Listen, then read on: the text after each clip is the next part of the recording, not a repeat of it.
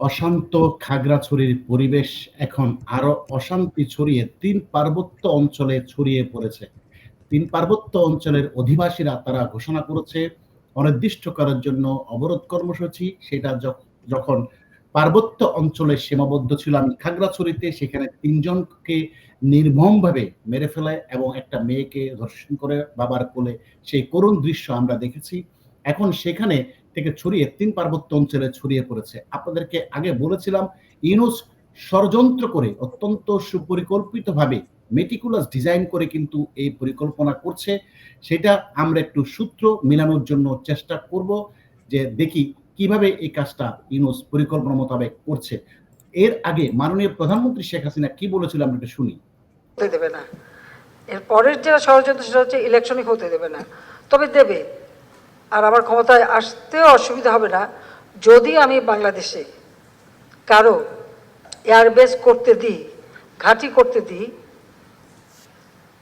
তাহলে আমার কোনো অসুবিধা নাই। কিন্তু এখন ঠিকই দেখতে পাচ্ছেন দর্শক আপনারা, ঘাঁটি হয়ে যাচ্ছে সেন্ট মার্টিন। আমেরিকান নৌবাহিনী ঘিরে ফেলেছে এবং সেখানে বাংকার-টাংকার তৈরি করে সমস্ত সবকিছু পরিকল্পনা মোতাবেক করে ফেলছে। আপনারা সেটা জানতেও পারছেন না। কিন্তু প্রধানমন্ত্রী যখন এই কথাটা বলেছিল, অনেকে তামাশার সুরে হয়তো বলেছে ক্ষমতায় থাকার জন্য এই কথাগুলো বলছিল, সেই দাবি অনেকে করেছে। কিন্তু সেই কথাটা সত্যি নয়। আমরা আরেকটু শুনি খ্রিস্টান রাষ্ট্রের ব্যাপারে কি বলে। চক্রান্ত এখনো আছে। ইস্ট তিমোরের মতো বাংলাদেশেরও একটা অংশ নিয়ে, তারপরে চিটাগাং, মিয়ানমার, এখানে একটা খ্রিস্টান স্টেট বানাবে, বে অফ বেঙ্গলে একটা ঘাঁটি করবে। তার কারণ হচ্ছে যে বে অফ বেঙ্গল অর্থাৎ খ্রিস্টান রাষ্ট্র প্রতিষ্ঠার যে পরিকল্পনা, মেটিকুলাস প্ল্যান ডিপ স্টেটের ইউনূসের তত্ত্বাবধানে এবং ওয়াকারুজ্জামান নামক প্রেতাত্মাদের তত্ত্বাবধানে সেটা কিন্তু শুরু হয়েছে। কারণ যখন এই যে পার্বত্য অঞ্চলে কোনো কিছু হচ্ছিল না, আগাম সতর্কবার্তা জারি করেছিল কানাডা, আমেরিকা, ইউরোপীয় অন্যান্য দেশ।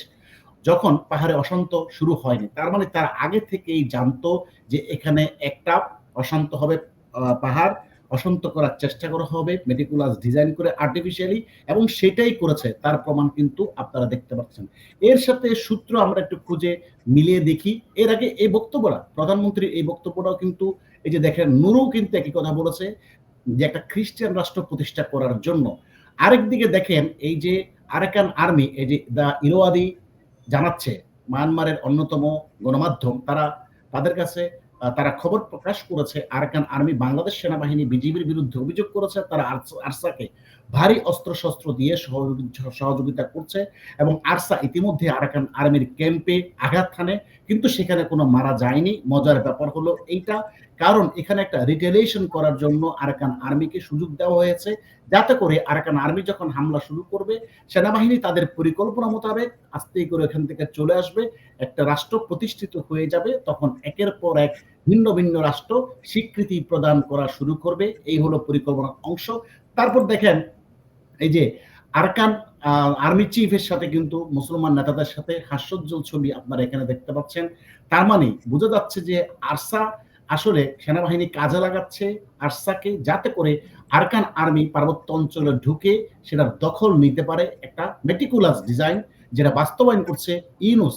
আমরা আরেকটা জিনিস আপনাদের সাথে মোহাম্মদ ইউনূসের উদ্দেশ্যে এখান থেকে আমরা আওয়াজ তুলছি যে যতক্ষণ অব্দি পার্বত্য চট্টগ্রাম ভারতের অন্তর্ভুক্ত না হয় ততক্ষণ অব্দি সেনাবাহিনী পার্বত্য অঞ্চল থেকে প্রত্যাহার করতে হবে।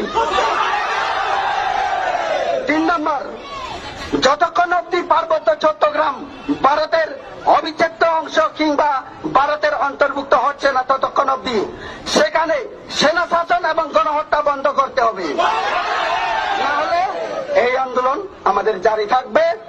আর সেখানে যারা আমাদের ভাই বোন, জনাব শেখ ফরিদ, আপনি শুনলেন সমস্ত মেটিকুলাস ডিজাইন কিভাবে ইউনূস একের পর এক বাস্তবায়ন করছে।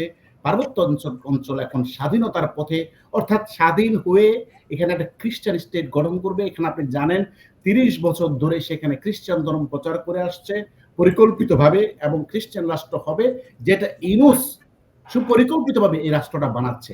কি বলবেন আপনি? ধন্যবাদ আপনাকে, সেই সাথে আপনার দর্শকদেরকে অনেক শুভেচ্ছা।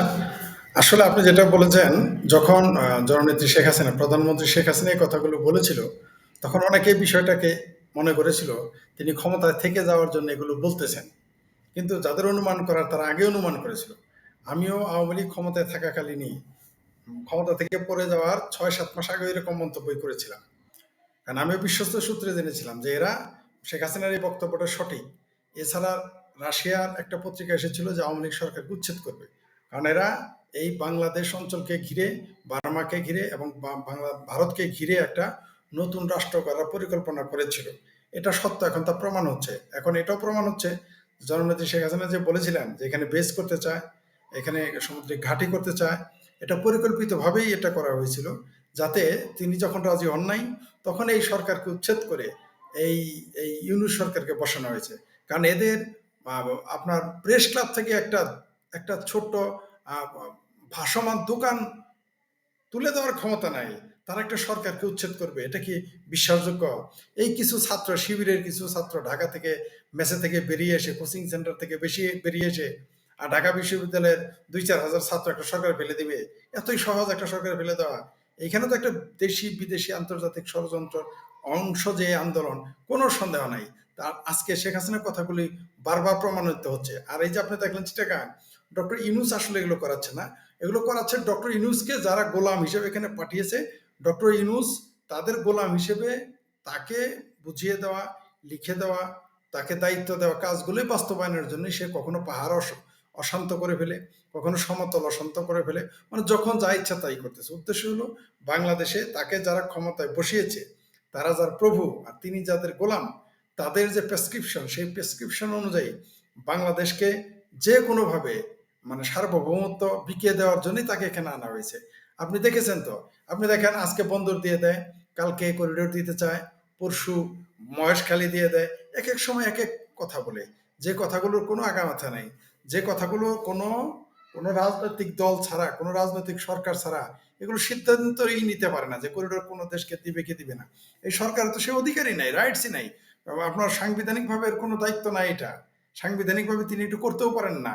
তার কাজকে নির্বাচন করে চলে যাবে। দেশের সংকট মুহূর্তে তারা ক্ষমতায় এসেছে বা এনে বসিয়ে দেওয়া হয়েছে, তারা নির্বাচন দিয়ে চলে যাবে। কিন্তু আসলে তো তা না, তারা তো নির্বাচনের জন্য আসে নাই, তারা জনগণের জন্য আসে নাই।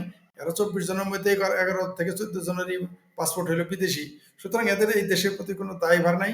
তারা এই দেশকে তাদের প্রভুদের দেওয়া প্রেসক্রিপশন অনুযায়ী বন্দর, করিডোর এগুলো দিয়ে তারপর দেশকে ভাগ করে তারপরে তারা দেশ থেকে চলে যাবে। এটা তো এখন দিনে দিনে স্পষ্ট হয়ে আসছে। জি।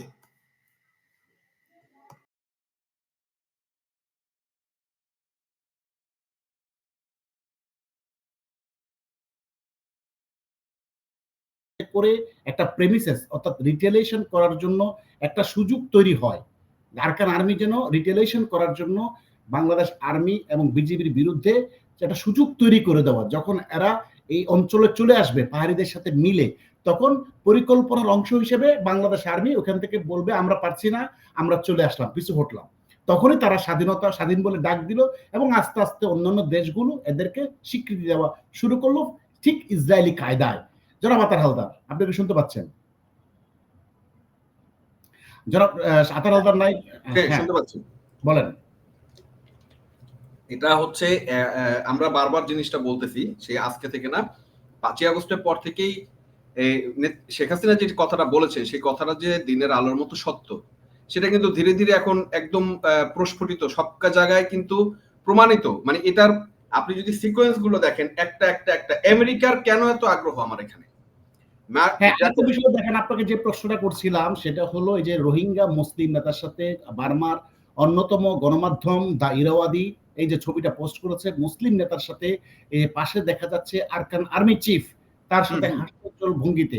আবার অপরদিকে আরাকান আর্মি অভিযোগ করছে যে এই যে দেখেন আরসার বিরুদ্ধে বিজিবি এবং বাংলাদেশ আর্মি আরসাকে সহযোগিতা করছে তাদেরকে হামলা করার জন্য। বৈপরীত্য দেখা যাচ্ছে। তাহলে স্পষ্টত এখান থেকে সমীকরণ টানা যায় যে এটা ইউনূসের একটা যে ডিপ স্টেটের প্ল্যানটা ইউনূস যে বাস্তবায়ন করছে, এদেরকে শিখিয়ে দিবে, এরা রিটেলিয়েট করবে, প্রতিক্রিয়া দেখাবে পার্বত্য অঞ্চলকে দখল করার মাধ্যমে। তাই নয় কি ব্যাপারটা?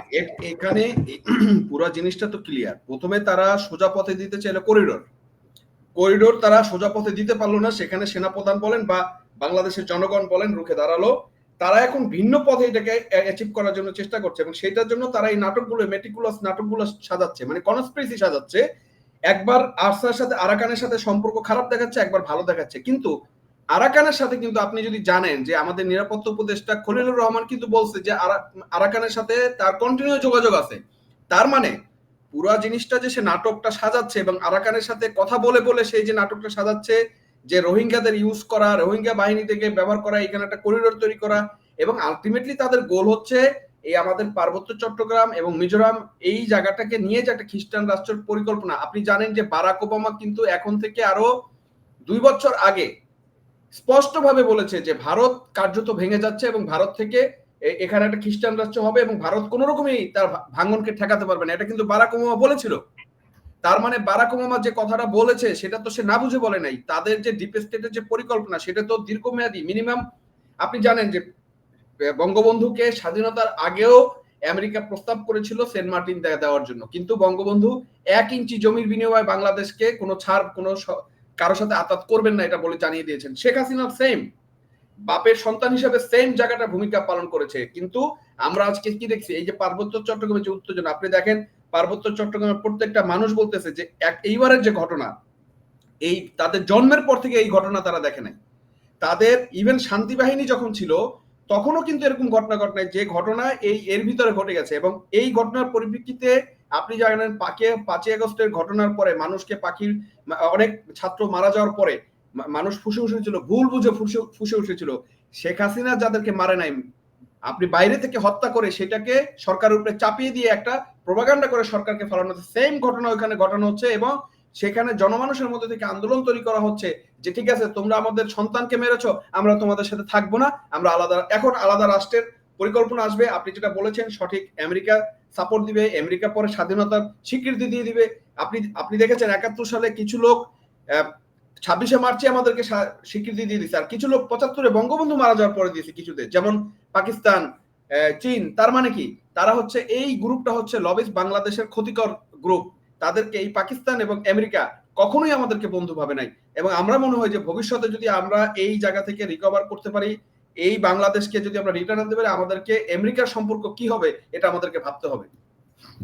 ধন্যবাদ সবাইকে, অতিথিবৃন্দ। ধন্যবাদ প্রিয় দর্শক, আপনাদেরকেও সাথে থাকার জন্য। আপনারা সতর্ক হন, পার্বত্য চট্টগ্রাম স্বাধীন করে ফেলবে ইউনূস তার পরিকল্পনা মোতাবেক। এর সাথে যুক্ত হয়েছে পাকিস্তানি প্রেতাত্মা ওয়াকারুজ্জামান এবং হাসান মাসুদ, ওই যে বিমান বাহিনী প্রধান এবং এয়ার চিফ।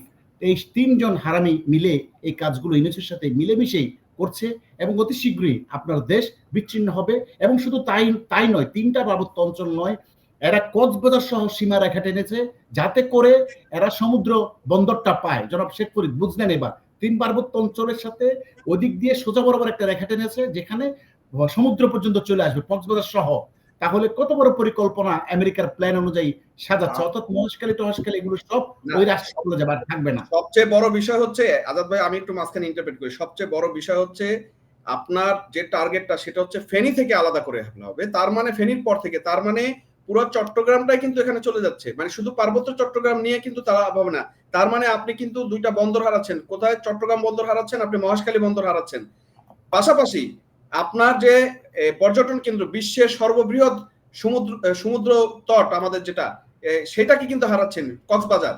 তার মানে হচ্ছে হারাবে নেই পার্বত্য অঞ্চলের সাথে। আমি আপাতত যেটা বলছি যে ওরা এই অঞ্চলটাকে নিবে, তারপর ইহুদি রাষ্ট্রের কায়দায় আগ্রাসন চালিয়ে বাকি আস্তে আস্তে ধরে নিবে, একটা সমর্থিত সূত্র বলছে। আবার আপনি যেমনটা বলছেন ফেনীর ন্যাকও কেটে দিতে পারে এই মার্কিন যুক্তরাষ্ট্রের সহায়তায়। অর্থাৎ সবকিছু এই ডিপ স্টেটের আন্ডারে ইউনূস বাস্তবায়ন করছে, ওয়াকারুজ্জামানরা, ফয়জুর গংরা, তারপর এসএম কামরুল্লাহ বাস্তবায়ন করছে। হ্যাঁ, আরেক 30 সেকেন্ড বলিনি। এতে কি হবে, এই যে আমাদের বাংলাদেশের এই যে চট্টগ্রামের যে মুসলিম, এই যে ধর্মান্ধ মুসলিমরা ফালাফালি করতেছে ইউনূসের সাথে, পরবর্তীতে তারা হবে সংখ্যালঘু এবং অন্যরা খ্রিস্টানরা হবে সংখ্যাগুরু এবং তাদেরকে গাজার মতো করে তাদেরকে মারা হবে। এইটা ভবিষ্যৎ। হ্যাঁ, এবং মারা হবে এবং তারা তাদেরকে ফেনী দিয়ে পুশিং করে বাংলাদেশের ভিতরে পাঠিয়ে দিবে। ওরা ওইটা আলাদা, ওইখানে কোনো মুসলিমকে আর রাখবে না ওরা। এটা বাস্তবতা। আমরা ঢুকতে দিব না, মেনে নিতে হবে। ধন্যবাদ প্রিয় দর্শক, আপনারা সতর্ক হন, এখনো সময় আছে। ইউনূসকে বিতাড়িত করুন, না হলে আপনাদের বাঁচার কোনো রাস্তা নেই। আজকে বলে গেলাম আমরা এই 3 জন লাইভে ভিডিওতে আপনারা লিখে রাখেন, আপনাদের বাঁচার কোনো রাস্তা নাই। যেমনটা প্রধানমন্ত্রী শেখ হাসিনার কথা বিশ্বাস করেন নাই, আজকে আমাদের কথা হয়তো আপনাদের বিশ্বাসযোগ্য নাও হতে পারে, কিন্তু এটা হবে, জি। এটা বাস্তবতা, এটাই পরিকল্পনা।